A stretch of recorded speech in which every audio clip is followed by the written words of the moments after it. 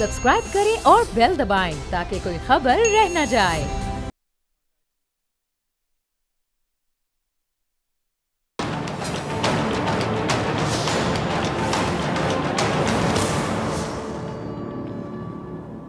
अस्सलाम वालेकुम नाज़रीन, मैं हूं डॉक्टर फ़ज़ा खान और मैं हूं पाकिस्तान। आइंदा आम इंतखाबात में 2 माह से भी कम वक्त रह गया है। मुल्क भर की तमाम सियासी जमातें इंतखाबात की तैयारियों में मुतहरिक नज़र आ रही हैं। इंतखाबी इत्तेहाद, सियासी मुलाकातें, सीट एडजस्टमेंट हो रही हैं और आजकल हर सियासतदान की बात इक़्तिदार से शुरू होकर वज़ारत उज़्मा पर ख़त्म हो जाती है। लेकिन जमहूरियत के इस बुनियादी अमल यानी इंतखाबात में जमहूर ही की बात नहीं की जा रही। जमहूर को मसाइल से निकालने के लिए किसी की तैयारी या होमवर्क नज़र नहीं आ रहा। अब ऐसी सूरत हाल में सबसे अहम सवाल ये पैदा होता है कि क्या वज़ारत उज़्मा के दावेदार सियासी जमातें अपने मंशूर में पाकिस्तान के मसाइल के हल के लिए कोई ठोस और जामे मंसूबे दे रही हैं? क्या सियासी कायदीन को पाकिस्तान के हकीकी मसाइल का ज़रा भी इदराक है? बाखुदा पाकिस्तान के गरीबों का असल मसला सियासतदानों के आपस के इख्तलाफात, नाराज़ियाँ या फिर करप्शन नहीं है। उनका जो मसला है नाख्वानगी, बेरोज़गारी, महंगाई है। क्या आप जानते हैं कि इस वक्त पाकिस्तान की शरह ख्वानगी है वो 62.3% है। यूनिसेफ के मुताबिक पाकिस्तान में 2 करोड़ 28 लाख बच्चे स्कूलों से बाहर हैं और पाकिस्तान में स्कूल ना जाने वाले बच्चों की तादाद दुनिया में दूसरे नंबर पर। यह है मुल्क का हकीकी मसला जिसके बारे में ताहाल किसी जलसे में, वर्कर्स कन्वेंशन में, मीडिया टॉक में बात ही नहीं की गई। अगर कुछ सुनाई दे रहा है तो वो क्या है जी? इल्ज़ामात, गिले शिकवे, शिकायत। आज मुस्लिम लीग नून जो है उनके पार्लिमानी बोर्ड का इजलास, उससे खिताब करते हुए नवाज ने यह फरमाया कि जी आरटीएस बंद करवाने के बावजूद हमारी पार्टी पंजाब में अक्सरियत में आई और महज 4 वोटों की बर्तरी से सिलेक्टेड को लाया गया, जिसमें एमकेएम, बलोचिस्तान और फाटा के लोग शामिल थे। लीगी कायद ने क्या कहा, किस अंदाज में कहा, ज़रा सुन लीजिए उन्हीं की ज़बानी। जी वैसे सवाल तो मियाँ साहब से भी किया जा सकता है कि उनके बकौल सिलेक्टेड हुकूमत को सहारा देने वालों से खुद नून लीग ने सिंध में सीट एडजस्टमेंट क्यों किया? और एक तरफ नवाज शरीफ साहब का बयान है और दूसरी तरफ लाहौर में पीपल्स पार्टी के लिए जो मैदान सेट करते बिलावल साहब ये फरमा रहे हैं कि पीपल्स पार्टी के कारकुन बहुत बहादुर हैं। नवाज शरीफ साहब का जो दौरे हुकूमत है पीपल्स पार्टी कारकुनान के लिए आमरीत से कम नहीं था। नाज़रीन, इन्हीं तमाम सवालात का जवाब तलाश करने के लिए मेरे साथ मौजूद मेहमान मौजूद हैं। सीनियर सियासतदान, किसी तारुफ के मोहताज नहीं, मोहम्मद अली दुआनी साहब। दुआनी साहब, आपका सियासत बड़ा वसी तजुर्बा है, बड़ा एक्सपीरियंस है, तो क्या देख रहे हैं आगे क्या होने जा रहा है? सियासत किस डायरेक्शन में जा रही है, किस समत में जा रही है? कुछ चीज़ें हमारी सियासत के साथ बिल्कुल आप समझने के लाज़िम व मलज़ूम है, जैसे कल के दोस्त आज के दुश्मन, आज के दोस्त कल फिर दुश्मन हो जाएंगे और आज एक दूसरे पर तनकीद कर रहे हैं, सुनने में आता है कि कल फिर इकट्ठे एक पेज पर होंगे। तो कैसे देखते हैं आप ये सारी सूरत हाल? देखिए सारी बिस्मिल्लाहिर्रहमानिर्रहीम, देखिए ये जो सारी सूरत हाल है ना, इस दफ़ा इसमें बड़े तकलीफ दे पहलू है चंद। मतलब एक बात ये देख के इंतहाई दुख हो रहा है कि सियासत में जो सियासतदान है अगर उनका ईमान नहीं है तो जमहूरियत पे नहीं, वो नहीं, हालांकि सबसे पहले जमहूरियत में अगर वो नहीं चाहते तो अवाम की राय से इक़्तिदार में नहीं आना चाहते। उनकी ख्वाहिश ये है कि वो अंगूठा लगा के सिलेक्टेड बन के इक़्तिदार में चले जाए। उनकी सबसे बड़ी ख्वाहिश ये है कि इलेक्शन से पहले उनके बारे में ये तासुर बन जाए कि वो इक़्तिदार में आने वाले हैं। इस सारी सूरत हाल को जब देखते हैं तो उससे दुख होता है। सियासत से और जमहूरियत से अवाम को तो बाहर रखा गया 76 साल तक।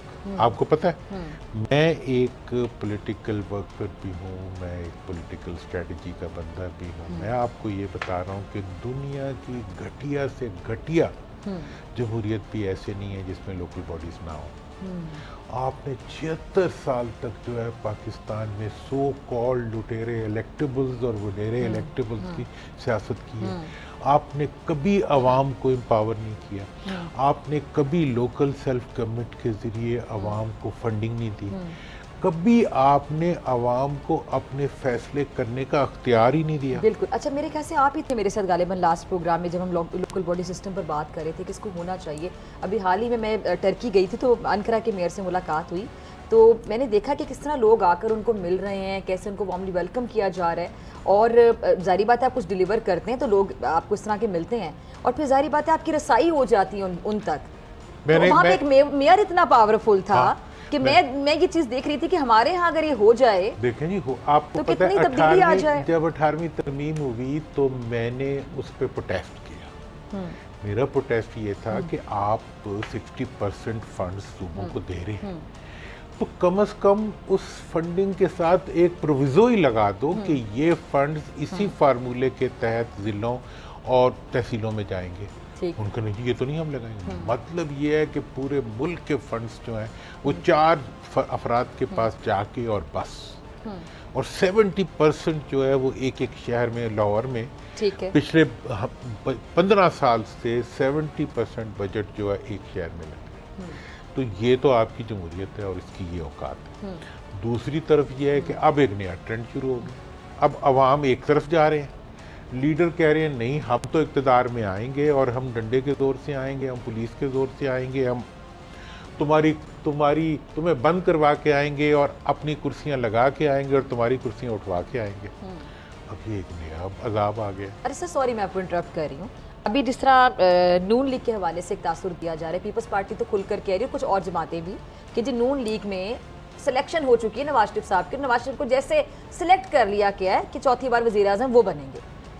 2018 में जब इंतखाबात हुए थे तो ये लोग PTI के बारे में क्या बात करते थे ये भी आपको पता है। जब भी इंतखाबात होते हैं जो भी जीतने वाला होता है सिलेक्टेड का इल्ज़ाम तो उसके ऊपर आता है। बस ये होता है कि जीतने वाला चेहरा जब तब्दील होता है तो उस टाइम पे वो सिलेक्टेड ठहरते हैं। दो अभी तक जब भी सिलेक्टेड आते रहे ना, ये बड़ा, आप इस बात को, मेरी बात को जरा गौर से समझने की कोशिश।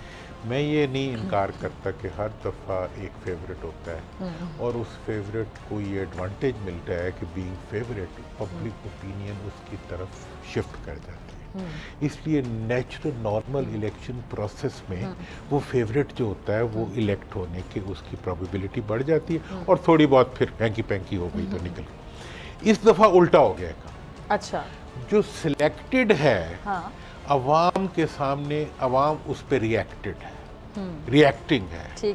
मतलब अवाम उस सिलेक्टेड को तस्लीम नहीं कर रही, उसकी सिलेक्टेबिलिटी जो है उसकी नफरत में बदल चुकी है, उसकी सिलेक्टेबिलिटी जो है अवाम की दूरी में बदल चुकी है, और वो जितना अपने आप को असर्ट करता है बीइंग अ सिलेक्टेड, उतना अवाम के अंदर वो रिजेक्टेड हो जाता है। तो सर अभी जो निगरान हुकूमत है अच्छे काम कर रही है, निगरान हुकूमत का काम मतलब कि जितना होता है और बहुत कम का टाइम के लिए आती है, उसकी जो भी जिम्मेदारी है, सबसे बड़ी जिम्मेदारी तो यही है कि जी आपने इंतखाबात करवाने शफाफियत के साथ करवाने, फिर इलेक्शन कमीशन पे भी जिम्मेदारी है। अब एक चीज़ तो क्लियर हो गई सुप्रीम कोर्ट के उस फैसले के बाद कि अब 8 फरवरी को ही इंतखाबात होंगे, और जैसे कि PTI के बारे में तासुर गया कि जी PTI से जो दरख्वास्त दायर की गई उसकी वजह ही सिर्फ ये थी कि इलेक्शन डिलेइंग टैक्टिक्स थे।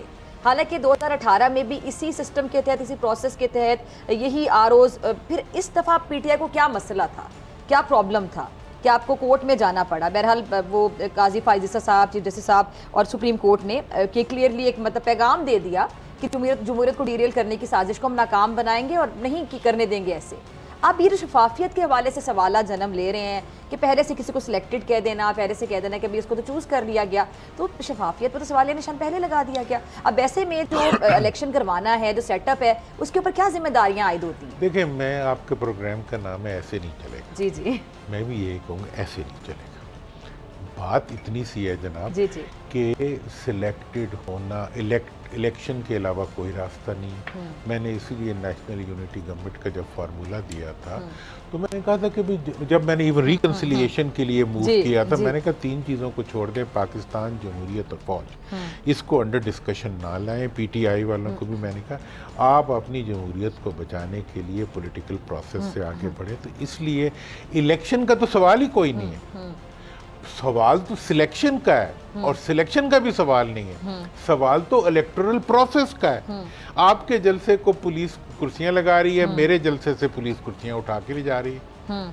आपके कैंडिडेट जो है वो जलसे कर रहे हैं और मेरे कैंडिडेट जो हैं वो जेल में डाले जा रहे हैं उठा उठा के। एक दफ़ा बेल लेके निकलते हैं, दोबारा उठा के उनको कहीं और फेंक देते हैं। और इसी तरह से अवाम जो है वो इधर खड़े। अब उसके नतीजे में जो मैं बात करना चाहता हूँ वो ये है कि जितने भी लोग इस प्रोसेस से इलेक्शन करवाना चाह रहे हैं या इलेक्शन से आगे आना चाह रहे हैं, वो इस चीज़ को महसूस कर लें कि वो दुनिया में ज़िल्लत का निशान बन जाएंगे अगर इस प्रोसेस से इलेक्ट होके आएंगे। ठीक है, नहीं वो तो कहते हैं हमारा वोट बैंक स्ट्रॉन्ग है, वोट बैंक, अवाम हमारे साथ है। अवाम अगर उन्हें वोट देंगे तो उन्हें इज्जत मिलेगी। अगर अवाम वोट नहीं देंगे तो वो जिल्लत कमाएंगे। ठीक है। इस वक्त जो है हर अवाम के पास ये है। ठीक है, ये टीवी स्टेशन है। ठीक है। आप तो इतना बड़ा स्टेशन बना के बैठे। लेकिन चलिए दुरान साहब एक और सवाल है ना, सोशल मीडिया के हवाले से बात की जाती है। सोशल मीडिया को आप कह रहे हैं कि जी जितने लोग ट्विटर पर हैं, जितने लोग फेसबुक यूज़ करते हैं, कितने लोग कितनी परसेंटेज ट्विटर या फेसबुक यूज़ करती है, सोशल मीडिया यूज़ करती है? हमारे यहाँ कितने लोग सोशल मीडिया पर होंगे आपके मुताबिक? सोशल मीडिया पे जितने भी लोग, मैं कहता हूँ 2 भी नहीं है, लेकिन कैमरा तो हर एक के पास है। जो बनाएगा ये आप क्या कर रहे हो? आप कुर्सी जब उठा के ले जाते हैं, पुलिस अच्छा, एक सवाल जब किसी के कपड़े फाड़ देती है, किसी माँ को मारती है। ठीक है, आप तो बड़े सीनियर हैं, आपने तमाम पार्टियों को बड़े करीब से देखा, तमाम सियासतदानों को देखा, क्या किस सियासी जमात का क्या वतीरा है, अब जानते हैं। पीटीआई का जब दौरे हुकूमत था तो आप कितने नंबर देते हैं परफॉर्मेंस को पीटीआई की? तो पाकिस्तान तहरीक इंसाफ की मुझे अच्छी तरह से याद है, ये जब ये हुकूमत आई थी, मखलूत हुकूमत आई थी 16 महीने के लिए, 13 जमातें इकट्ठी एक पेज पे, तब ज़्यादा हमदर्दियाँ लोगों के दिनों में आ गई थी तहरीक इंसाफ के लिए। लेकिन उससे पहले मुझे याद है कि लोग कहते थे हम तहरीक इंसाफ को वोट नहीं देंगे, महंगाई है, तंग हैं हम। मैं तो ये कह रहा हूँ कि अगर आपने किसी को पीटीआई को सॉर्ट आउट करना है तो फिर तो आवाम की राय खुली छोड़ दें, वो अपने लिए खुद ही काफ़ी है। ठीक है। दूसरी बात ये है कि ये बात मेरे से सवाल हुआ था कि 18 में भी तो यही हुआ था। 18 में तो मेरे सर पे भी बंदूक थी कि पीटीआई के साथ जाओ, मैंने रिफ्यूज़ किया। बात इतनी सी है जनाब कि मैंने इसके जवाब में एक ही बात की थी, जो उनके साथ हशर हुआ है वही तुम्हारे साथ। अगर तुम उसी तरीके से आओगे, ये किसको कहा था आपने? जो मौजूदा आने की तैयारी कर रहे हैं उनको कहा कि जिस तरह वो आए फिर जिस तरह वो गए, जिस तरह अगर तुम भी उसी तरह आना चाहते हो, अगर वो इतना आइडियल अरेंजमेंट था जो 2018 में था, तो be ready for the same सलूक। बात इसमें बड़ी सिंपल सी है कि जैसी करनी वैसी भरनी। क्या मुस्तकबिल देख रहे हैं आप चेयरमैन पीटीआई का आगे?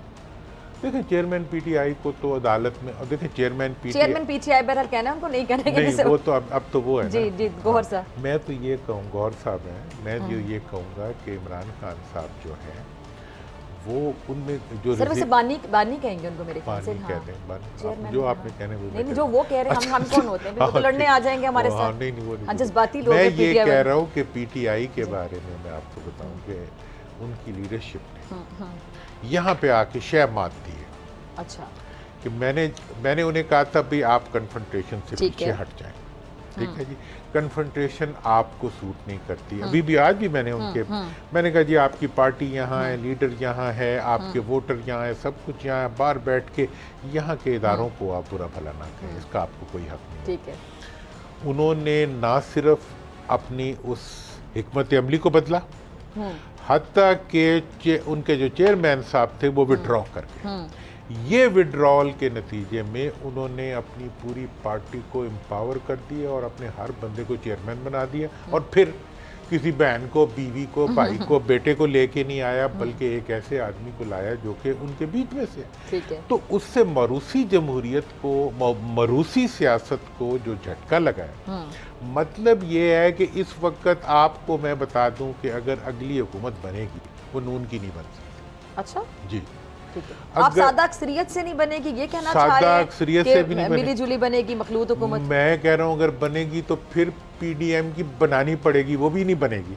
ठीक है, तो हम ये नहीं कह सकते पीडीएम का एक फेज 2 आ जाएगा, तो वो फिर वही हाल होगा जो पहले फेज ने किया, इतना पॉपुलर करा दिया ये तो फिर बगावत ही करा देगा। मतलब ये है कि अगर वो ही पीडीएम ने आना है, तो खतरनाक गल्ला कर रहे हो। नहीं, मैं कह रहा हूँ कि मतलब ये है कि क्या उसका क्या फायदा हुआ, आवाम को क्या मिलेगा। देखें पूरी आपकी लीडरशिप जो है वो कहते हैं वो रिवर्स गियर में चल। मियां साहब कहते हैं कि ठहरे मुल्क के वसीतर मुफाद में, कौम के मुफाद के लिए बना था पीडीएम इत्तेहाद, कौम के लिए बना था, कौम के मुफाद के लिए बना था, फिर कौम पे इतबार करें। अच्छा, आगे ये बड़ी खबर दे रहे हैं आपको, आगे नून लीग नजर नहीं आ रही हुकूमत में? नून लीग नहीं नजर। तो फिर आप ये लोग सिलेक्टेड का तासुर क्यों दे रहे हैं उनके मुखालिफिन? उनको तो नजर आ रही सारों को, उनकी ख्वाहिश थी, वो एयरपोर्ट पे उतरे, उन्होंने अंगूठा लगा के अपने आप को सिलेक्टेबल बनाया, फिर उनकी पूरी पार्टी ने प्रोपेगेंडा किया कि जी हम we are the chosen one. नहीं तो चलिए यहीं से सवाल आगे उठा लेते हैं, जो उनके मुखालिफिन तनकीद करते हैं कि वो सिलेक्ट हो चुके हैं, चूज हो चुके हैं, आपने मुखालिफिन नहीं करते, वो खुद करते हैं। अच्छा चले वो खुद करते हैं, तो फिर भी आप उनको नहीं देखते आगे? मैं इसलिए नहीं देखता कि अवाम नफरत होती जा रही थी। अब मैं आपको यही बताना चाह रहा था कि ये पहला इलेक्शन है हाँ। जिसके मतलब आप नवाज शरीफ साहब को आगे वजीर आजम फिलहाल नहीं देख रहे? मैं वजीर आजम उनको अपनी पार्टी की बुनियाद पे नहीं देख रहा। वो अगर चूचू के मुरब्बे के मर्तबान पे बैठना चाहें तो वो बैठ सकते हैं।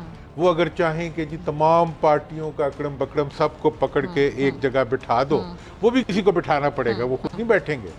और फिर उनको 100 मिनिस्ट्रियां भी देनी पड़ेंगी, तो उन्हें काम क्या करना? अच्छा सर, 100 चोर इकट्ठे कर दोगे तो फिर रिजल्ट क्या आएगा? अच्छा सब एक और चीज़, पहले हम देख रहे थे कि लोग पीपल्स पार्टी में शमूलियत इख्तियार कर रहे थे, फिर एक चेंज आया कि लोगों ने नून लीग में शमूलियत इख्तियार करना शुरू कर दी, फिर दोबारा से पीपल्स पार्टी में, जिससे सरफराज बुगटी साहब एक बड़ा नाम, उन्होंने पीपल्स पार्टी में शमूलियत इख्तियार कर ली। उसके बाद फिर जो तज्जिये तबसरे होते रहे वो आपके सामने हैं।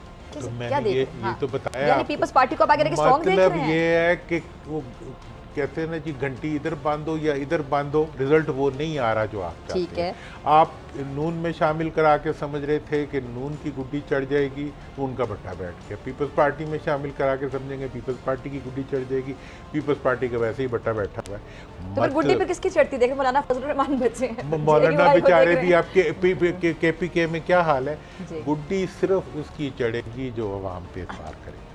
अभी भी मौका है। मैंने इसीलिए नेशनल यूनिटी गवर्नमेंट की बात की थी। अच्छा, वहीं से आपने तो सालिसी का किरदार अदा करने की बड़ी बात की और आपकी हम बड़ी गुफ्तगू भी सुनते थे, वो बातें भी अब खत्म हो गई। मसलहत मसालिहत और सबको एक पेज पर लाना, क्या मतलब आपकी कोशिश में आप नाकाम हो गए, मायूस हो गए, क्या हुआ? नहीं, मैं बिल्कुल मुकम्मल तौर पे मैं उसके ऊपर एक लिहाज से तो कामयाब हो गया कि PTI ने अपना सारा कन्फ्रंटेशन का बयानिया जो था वापस ले लिया।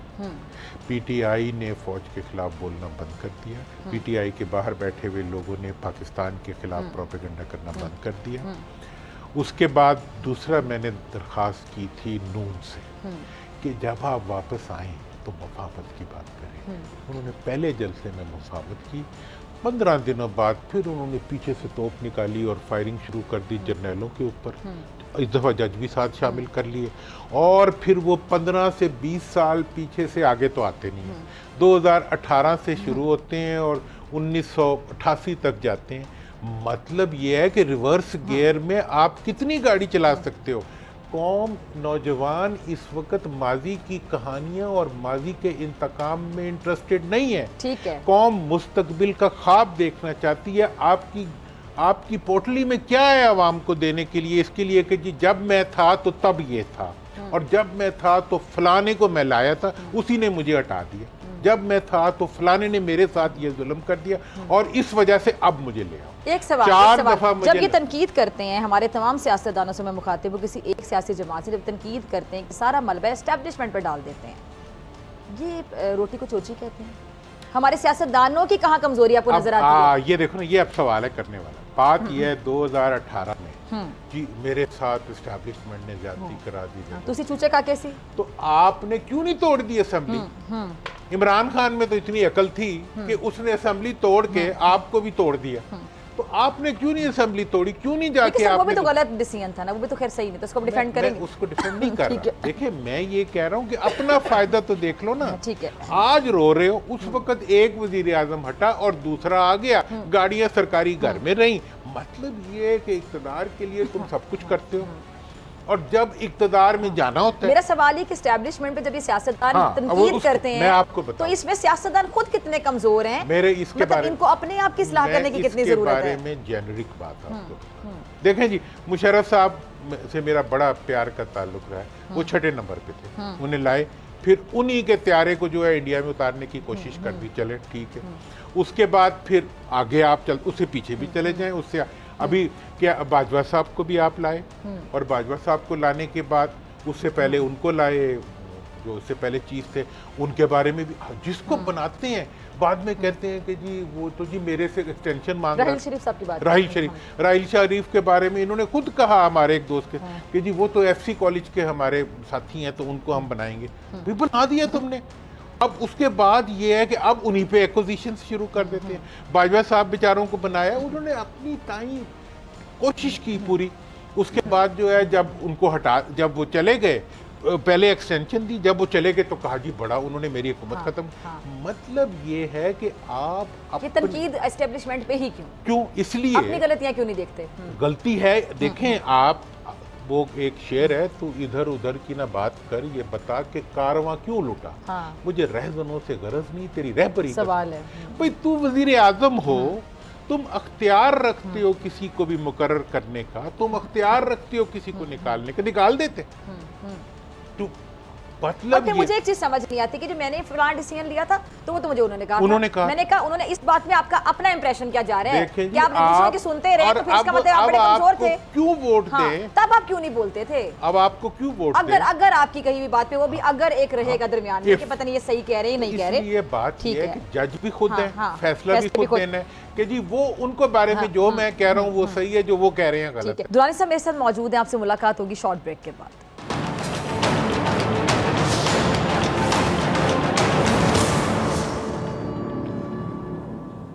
ब्रेक के बाद खुश आमदीद मेरे साथ मौजूद हैं मोहम्मद अली दुरानी साहब।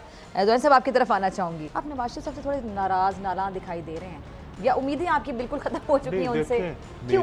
मेरा तो इन सियासतदानों से कोई ताल्लुक ही नहीं है। ठीक है, मैं इनके बच्चे खिलाने के लिए तैयार नहीं, मैं इनकी मारूसी सियासत में ज़रा भी इंटरेस्टेड नहीं, मैं इनसे कोई ओहदा नहीं लेना चाहता। मुझे इनके साथ गिला सिर्फ ये है कि ये मेरे मुल्क के साथ क्यों ज्यादती करते हैं। ठीक है, ये आज भी मेरे मुल्क के साथ क्यों ज्यादती करते हैं। अगर आज ये जमहूरियत चाहते हैं तो इकट्ठे बैठे, सारों को बुलाएं, उन्हें कहें जी आओ बैठो, लेवल प्लेइंग फील्ड मैं जिम्मेदारी लेता हूँ। आपकी ख्वाहिशत पूरी हो जाए, क्योंकि सुनने में आ रहा है कि बाखबर लोग ये कहते हैं कि इंतखाबात के बाद अभी ये जो हम देख रहे हैं ना कि ये एक लफ्जी गोलाबारी चल रही है नून लीग और पीपल्स पार्टी के दो बड़ी जमातें, सुनने में आ रहा है कि बैकडोर राब्ते भी हैं और शायद हुकूमत जब बनेगी तो आसिफ अली ज़रदारी साहब को सदर देखते हैं और नवाज शरीफ साहब को वज़ीर आज़म देखते हैं। बिल्कुल गलत बात है, गलत तबसरे हैं सारे। कोई मतलब आपस में कोई डिफरेंस नहीं है। ठीक है, वो कह रहे थे जी सिक्के के दो रुख, मैंने कहा नहीं, ये सिक्के का एक ही रुख। यानी ये बात तो आपने कंफर्म कर दी ना कि ये खबर दुरुस्त है कि आपस में ताल्लुक बेहतर है। ये मुकम्मल तौर पे एक है, इनकी डीड्स एक है, इनके ख्वाब एक है, इनकी परफॉर्मेंस एक है, इनका ऑब्जेक्टिव है। अरे सर आपने कहा कि मैं इनके बच्चों को भी नहीं बदल सकता ज्यादा वही ना। अब देखें जी, आप मुझे बताओ मेरी क्या उस पार्टी में हैसियत है? मुझे एक सवाल का अगला चेयरमैन पैदा होने से पहले बन जाएगा। ठीक है, लेकिन एक सवाल है, ठीक है, मरूसी सियासत पर मैं भी बहुत बात करती रही और हम खुलकर अपनी राय का इजहार करते हैं, लेकिन अगर आपकी फैमिली में से वाकई कोई कॉम्पिटेंट निकल आए, एक्सपीरियंस निकल आए, एक्सपीरियंस होने चाहिए, कॉम्पिटेंट निकल आए, टैलेंटेड हो, वो काम आगे जाके परफॉर्म करे। अब बिलावल की बतौर वजीर खारजा परफॉर्मेंस बुरी नहीं रही। नहीं तो पैदा होने से पहले कैसे बना सकते? ये मैं मेरिट नहीं, अब वजीर खारजा जब वो बने थे। मैं तो बात ये कर रहा हूँ, मैं किसी ठीक है, वो आपका पॉइंट अपनी जगह, ठीक है, ठीक है, लेकिन अगर देखें जी, लेकिन अगर हम यही कहते रहे कि जी वो तो मतलब चेयरमैन इस तरह बन गए, तो यानी आपको उनका अच्छी जो शख्सियत में जो अच्छाइयाँ हैं, उनके अच्छे पहलू हैं, वो भी नजर नहीं आएंगे। अच्छाइयाँ तो नजर नहीं आएंगी, लेकिन मुझे पता तो चले ना कि जमहूरियत कहाँ है। पार्टी जिस पार्टी में मरियम साहिबा में आप देखते हैं कि मरियम साहिबा में आपको लीडरशिप स्किल्स नजर आती हैं आगे जाके? मैं तो देखो वो तो हमारी बच्ची है, हम खवातीन लीडरशिप स्किल्स नजर आती हैं, हम ऐसे लीडर बात मुझे किसी ऐसे लीडर में लीडरशिप स्किल नजर नहीं आती जो किसी प्रोसेस में से नहीं निकला, जो सोने का चमचा लेके इसलिए किसी पोजीशन के लिए फिट है कि उसके मुंह में जो है फलां का बेटा है, फलां की बेटी है, फलां का चाचा है, फलां का मामा है। तो ये चाचे मामों की सियासत, ये बच्चे पोतों की सियासत जो है, ये पोतड़े बदलने की सियासत जो है, ये खुदारा इसको अपने घरों में रखो। तो फिर यहीं से एक सवाल निकलता है कि यार ये जो जितने सीनियर सियासतदान है, अगर नून लीग की बात करें, ख्वाजा आसिफ को देख लें, ख्वाजा साद रफ़ी को देख लें, जितने आप नाम लेते चले जाएं, और उधर अगर हम उधर चले जाएं पीपल्स पार्टी की तरफ, कमर ज़मान कायरा साहब है, रज़ा रब्बानी साहब है, बड़े बड़े सीनियर लोग हैं, तो वो फिर बिलावल को चेयरमैन मानते हैं ना? देखें, उन्होंने कभी ये नहीं चाहा कि वो भी आगे आ जाए। रज़ा रब्बानी साहब रो भी रहे होते हैं और वोट भी डाल रहे होते हैं। खाकान अब्बासी साहब जो है वो इसी दुख से हट गए। चौधरी निसार साहब इसी दुख से छोड़ गए। मतलब मुस्तफ़ा नवाज खोकर साहब इसी गम से छोड़ गए। मतलब ये, और ये मैं आपको बता दूं कि ये लाइन अब बढ़ती जाएगी। मैं उस वक्त तक किसी पार्टी को ज्वाइन नहीं करूंगा जब तक कोई जमहूरी पार्टी इस मुल्क, मुझे अगर कोई कहे ना कजरवाल की पार्टी में चले जाओ, मैं उसको प्रेफर करूं कि चलो वो अपने मुल्क के लिए, वो ईदी एक मतलब वो क्या कहते हैं, वो जो मुद्दी है, वो एक चाय वाला है, उसने मुल्क की मईशत को कहाँ पहुंचा दिया।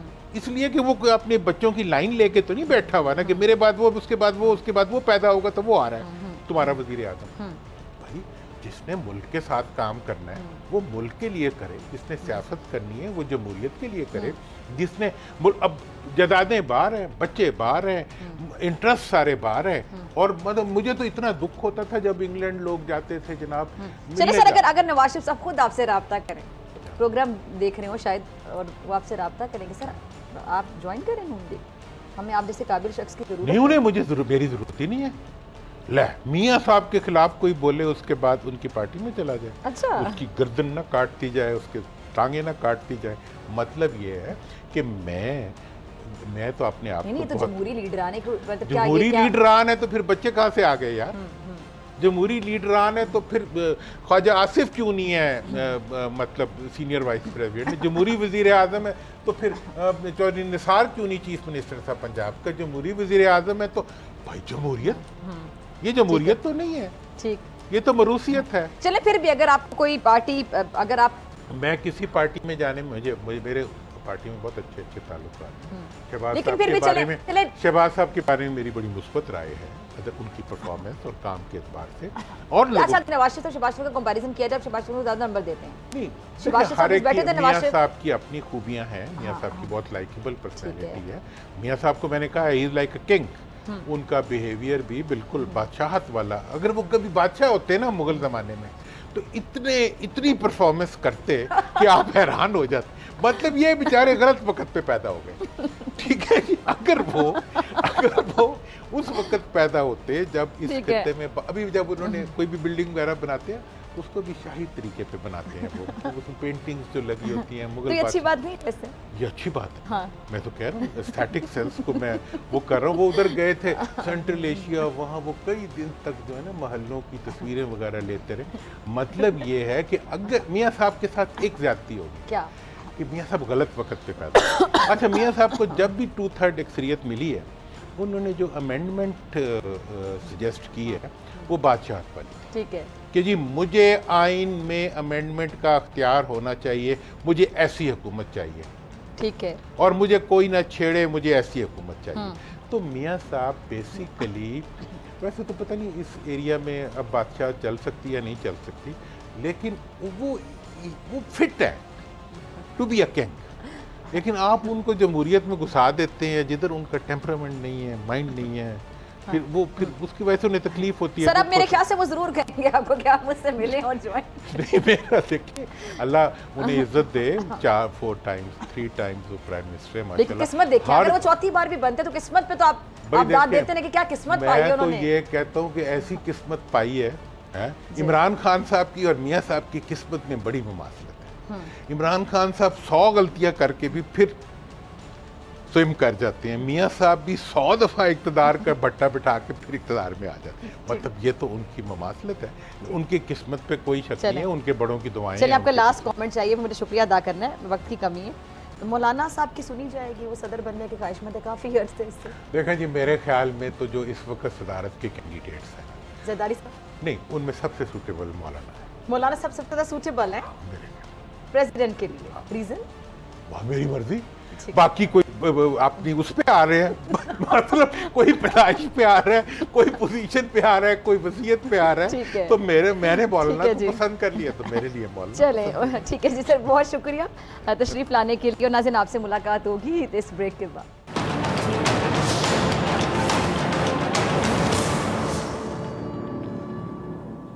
वेलकम बैक नाज़रीन। अब कुछ बात हो जाए निगरान वज़ीर-ए-आज़म अनवारुल हक काकड़ की गैर कानूनी तारकीन वतन पर खुसूसी तहरीर की। काकड़ साहब ने बरतानवी अखबार में पाकिस्तान की मेहमान नवाजी का तज़किरा करते हुए लिखा कि मेहमान नवाजी पाकिस्तान के DNA में शामिल है। हमने गुज़िश्ता दहाइयों में फ़राख दिली से तारकीन वतन की बड़ी तादाद की मेहमान नवाजी की। यहाँ तकरीबन आयरलैंड की आबादी के बराबर तारकीन वतन आ चुके हैं, जिन्हें हमने रज़ाकाराना तौर पर रजिस्ट्रेशन और वतन वापसी के मुतादिद मौके भी फराहम किए। और बहुत से गैर कानूनी अफराद ब्लैक मार्केट्स में काम करते हैं। अगस्त 2021 से कम अज़ कम 16 अफगान शहरी पाकिस्तान में खुदकुश हमले कर चुके हैं। जब भी पाकिस्तान से अफगान हुकूमत से मसाइल पर बातचीत की तो फिर उन्होंने क्या कहा जी, कि पहले अपना घर ठीक करो। तो बस फिर पाकिस्तान ने आखिरकार फैसला कर लिया कि हम अपना घर ठीक करेंगे, और इतनी बड़ी तादाद में गैर कानूनी अफराद को पाकिस्तान में क़याम की इजाज़त देकर हम अपनी कौमी सलामती में मज़ीद समझौता नहीं कर सकते। हमारा मकसद पाकिस्तान को महफूज, पुरअमन और खुशहाल बनाना है। तो नाज़रीन, निगरां वज़ीर आज़म की तहरीर और इसमें जो उजागर किए गए अहम नुकात हैं उन पर बात करने के लिए मेरे साथ मुअज़्ज़िज़ मेहमान मौजूद हैं। माहिर कौमी सलामती अमूर सैयद मोहम्मद अली साहब, बहुत शुक्रिया ज्वाइन करने के लिए, और अब्बास खान साहब, चीफ कमिश्नर अफगान रेफ्यूजी, आपका भी बहुत शुक्रिया वक्त देने के लिए। सैयद मोहम्मद अली साहब, मैं आपसे शुरू करना चाहूँगी। ये जो गुज़िश्ता दिनों अनवारुल हक साहब ने बरतानवी अखबार में जो खुसूसी तहरीर उनकी शाया हुई है, जिसमें उन्होंने पाकिस्तान की मेहमान नवाजी का हवाला देते हुए गैर कानूनी जो तारकीन वतन है उनके हवाले से पाकिस्तान की पॉलिसी वाज़े की है, जैसे कि मैं भी इंट्रो में भी बता रही थी। तो आप इस तहरीर को कैसे देखते हैं? ये बड़ी अहम तहरीर है और एक बड़ा अहम मैसेज है, क्या कहेंगे? देखिए, इसके एस्पेक्ट्स पे मैं बात करना चाहूँगा। पहले तो ये कि एक मशहूर बरतानवी अखबार में इस आर्टिकल को लिखा।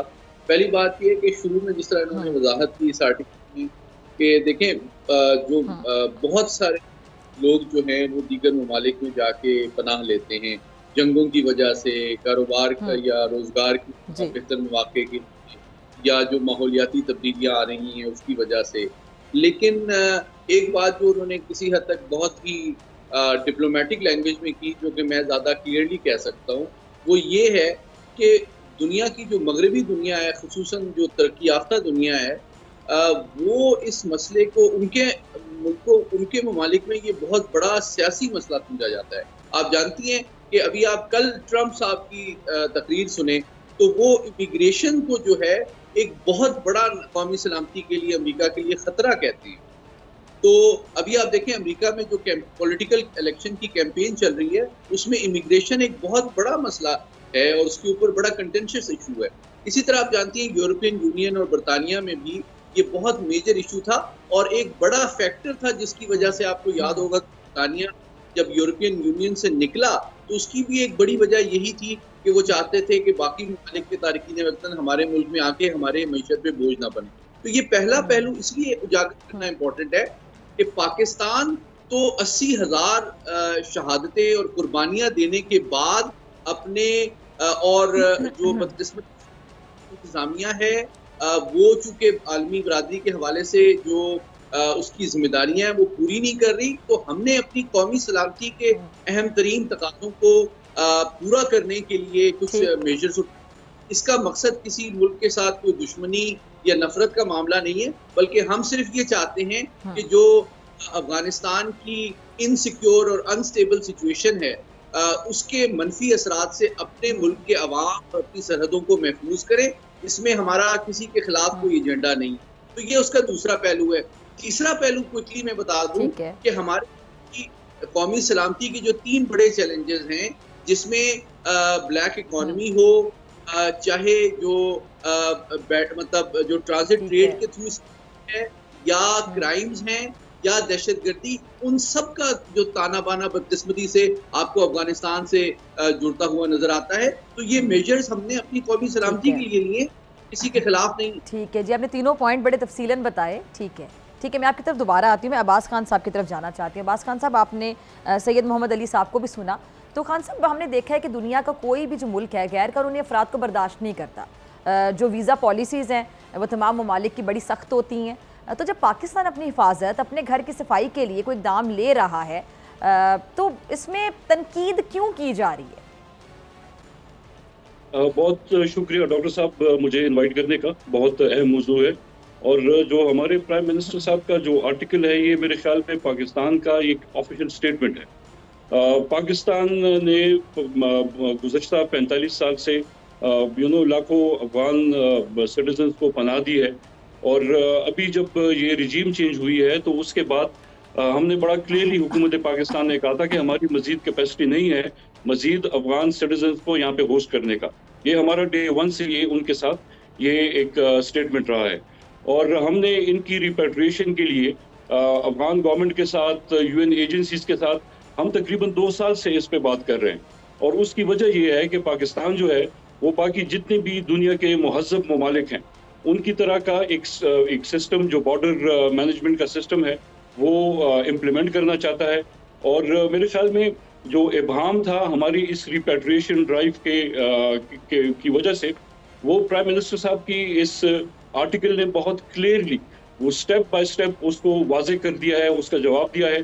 पाकिस्तान बिल्कुल मजीद बर्दाश्त नहीं कर सकता कि आपके मुल्क में millions of nameless and faceless लोग हों, वो आपके लिए भी खतरा है। और मैं एक डॉक्टर साहब आपको एक दूसरी बात बता दूं, जितने भी ये गैर कानूनी तौर पे पाकिस्तान में ये अफगान सिटीजन रह रहे हैं, मेजॉरिटी इसमें खवातीन की है और इनको भी खतरा है।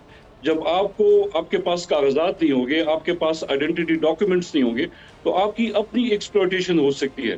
तो पाकिस्तान ने कभी भी ये नहीं कहा कि जी आप पे पाकिस्तान के दरवाजे बंद हैं। पाकिस्तान सिर्फ ये कह रहा है कि जी आप अपने वतन वापस जाएं, अपने डॉक्यूमेंट्स बना के आए, and you are most welcome. तो बिल्कुल मेरे ख्याल में ये हमें इस पे बिल्कुल कोई दो राय नहीं होनी चाहिए। जितने भी दुनिया के जितने भी ममालिक हैं, आप अगर अफगानिस्तान जाते हैं फॉर एग्जाम्पल, अगर मैं एक पाकिस्तानी सिटीजन वीजा लेके अफगानिस्तान जाता हूँ और उनका वहाँ पे एक पर्टिकुलर ऑफिस है, वहाँ पे आपने जाके अपने आप को फर्दर रिपोर्ट करना होता है। If you don't do that, अगर आपके पास वीजा भी हो and you are caught somewhere, तो आपको वो जेल कर देते हैं। तो अफगानिस्तान की अपनी भी ये पॉलिसी है। पाकिस्तान हमेशा से अफगानिस्तान के साथ खड़ा रहा है, खड़ा रहेगा, लेकिन जो सिस्टम्स हैं दुनिया में उनको हमने फॉलो करना है for the security of the region, not only Pakistan. ठीक है। अच्छा अली साहब, ये जो पाकिस्तान एक तवील अरसे से तारकीन वतन की बाकायदा मेहमान नवाजी करता आया है, कभी उफ तक नहीं कहा, और वही मेहमान हमें नुकसान पहुंचाने पर आ जाएं, तो फिर जारी बात है ये उनका वतन से जो तारकीन वतन है उनका यहाँ से इनखलाब बड़ा ज़रूरी हो गया था, बल्कि शायद देर लगा दी, इससे पहले ही ये डिसीजन लिया जाना चाहिए था। लेकिन चलें, देर आए दुरुस्त आए। तो ये जो हमने बहुत ज़्यादा ही मेहमान नवाजी कर ली कि उफ तक भी नहीं की, इसमें हमारी भी आपको गलती नज़र आती है? जी बिल्कुल, मैं समझता हूँ कि अदम एहतियात का पहलू है यकीनन, और थोड़ा सा मैं समझता हूँ कि हमारे खैर सगाली का भी हमारे जो अफगान भाई हैं उन्होंने भी उसको टेक फॉर ग्रांटेड किया। और मैं देखें जिस तरह की एग्जांपल है, शाम से बहुत ज़्यादा लोग वहाँ जाते हैं, इसी तरह ईरान भी गए हैं अफगानी, लेकिन उन्होंने उनकी रजिस्ट्रेशन, उनकी रिस्ट्रिक्शन, उनके कंट्रोल, उनके मैनेजमेंट में शुरू से सख्ती बरती है। तो मैं समझता हूँ कि ये बात जो अब देर मुस्तैद के जिसका सही है, और एक जामिया देखिए, क्योंकि हमारी इंटरनल सिक्योरिटी को जो सबसे बड़े चैलेंजेस 45 साल में आए हैं, ये 79 के बाद ही आए, इससे पहले तो इसकी कोई मिसाल नहीं मिलती। और अगर हम जो चीज़ें आज कर रहे हैं पहले कर ली होती तो बहुत सारे मसाइल से शायद हम बच जाते। लेकिन बहरहाल अब जो कि हमने किए हैं वो सही किए हैं, और इसके दो पहलू मैं क्विकली आपसे शेयर करना चाहूँगा। मैंने वजूहात तो उसकी बता दी, लेकिन दो एस्पेक्ट से जो आपके ऊपर इसके खिलाफ मुखालफत हो रही है या दबाव आ रहा है, एक तो यकीनन मैं आपके तवज्जुह से अफगान हुकूमत से ही अपील करूँगा कि दोनों ममालिक की खैर सगाली के ताल्लुकात को पेश रखते हुए दोनों ममालिक के शहरियों की सलामती को और सफारती ताल्लुकात को खुशगवार रखने के लिए ज़रूरी है कि अफगान हुकूमत अपने तमाम अफगान शहरियों को इनकरेज करे, उनकी हौसला अफजाई करे, उनको हिदायत दे कि वो पाकिस्तान के हुकाम के साथ ताउन करें और तमाम रजिस्ट्रेशन और वीज़ा डॉक्यूमेंट्स को जल्द मुकम्मल करें और तमाम कानून का एहतराम करें ताकि उनको कोई इनकन्वीनियंस ना हो। और दूसरा पहलू जो है, चलिए इसी पे अब्बास खान साहब आपका भी कमेंट। जी जी ठीक है अली साहब, आई एम रियली सॉरी, मेरे पास आखिरी 1 से 1.5 मिनट है। जी जी ठीक है अब्बास खान साहब, इस पे मैं आपका भी कमेंट चाहूंगी। ये बिल्कुल अफगान गवर्नमेंट को अपने लोगों को इस सिस्टम में लाना चाहिए। They need to encourage them to follow the procedure, जो कि आप अगर जिस मुल्क में भी जाते हैं तो उनके कवानीन होते हैं, उनको बिल्कुल ये करना चाहिए, बिकॉज वी आर नेबर्स। तो हमें कब तक हम इस तरीके से विदाउट एनी डॉक्यूमेंट्स ट्रैवल करेंगे? अपने लिए भी हम खतरा बना रहे हैं, दूसरों के लिए भी बना रहे हैं। तो I totally agree with Ali sahab, ये इस पे अफगान गवर्नमेंट को एंगेज करना चाहिए। अच्छा, मैं सिर्फ एक चीज ऐड करना चाह रहा था मैडम। जी अली, मैं आपकी तरफ आ रही हूँ, लास्ट 30 सेकंड्स है, प्लीज इसको वाइंड अप करें। ओके जी, मैं सिर्फ ये कहना चाह रहा हूँ कि अपकमिंग इलेक्शंस के हवाले से बाज सियासी जमातें जो हैं शायद वो एथनिक पॉलिटिक्स में इंडल्ज करने के लिए, कुछ उनके वोट्स लेने के लिए एक गैर जिम्मेदाराना बयानियां बना रहे हैं इन इलीगल वापसी के हवाले से। तो करूंगा और करूंगा कि वो भी कौमी सलामती को ज्यादा अहमियत दें शॉर्ट टर्म इलेक्टोरल गेन्स के मुकाबले। सही, ठीक है जी। अब्बास खान साहब, सैयद, आप दोनों के वक्त का बहुत शुक्रिया। इसी के साथ मुझे दीजिए इजाज़त, आपसे मुलाकात होगी इंशाल्लाह कल, सेम टाइम सेम चैनल। अगर ज़िंदगी ने वफ़ा की, दुआओं में याद रखिएगा, अपना बहुत ख्याल रखिएगा। अल्लाह निगहबान।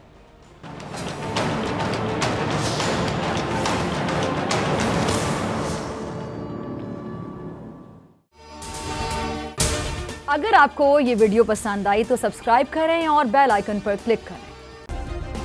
सब्सक्राइब करें और बेल दबाएं ताकि कोई खबर रह न जाए।